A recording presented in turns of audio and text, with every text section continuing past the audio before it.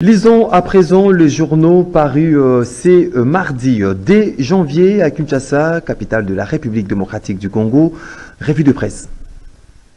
Débutons ces tours d'horizon des journaux avec ces titres à la une des Géopolis Hebdo.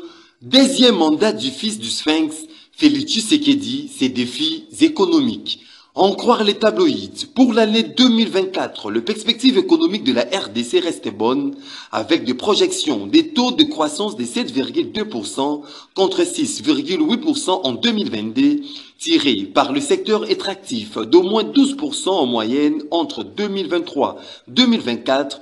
La RDC, poursuit-il, dépend des exportations de ses ressources naturelles, en particulier de cuivre, 60% des recettes d'exportation et le cobalt, 20%. Ici, le défi à relever est la réalisation de ces prévisions de croissance.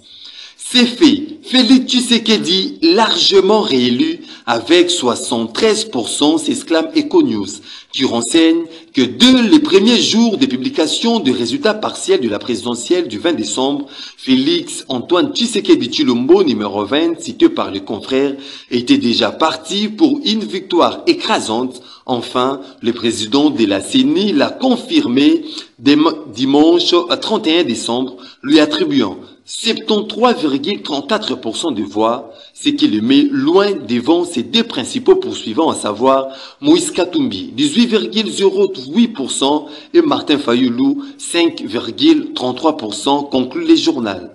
La victoire écrasante de Félix Antoine Tshisekedi sur les 26 candidats, un seul est élu, Félix Tshisekedi, avec 73,34%, laisse entendre l'explorateur. Le Monitor fait savoir à sa manchette que la réélection de Fachi, plus de soutien et reconnaissance de ses pairs dirigeants africains. Pendant ces temps, la prospérité relaye les félicitations du directeur général de la GECAMINE SA, Placide Nkala Bassadiloa, au chef de l'État Félix Tshisekedi pour sa réélection, je cite, « C'est avec empressement que je vous transmets ce message de félicitations. Après votre réélection, voici l'heure venue de la consolidation des acquis pour lesquels nous nous sommes engagés. Les années à venir sont décisives pour la réalisation des projets ambitieux qui accompagneront votre second mandat, pour lesquels je vous souhaite plein succès. » Fin des citations.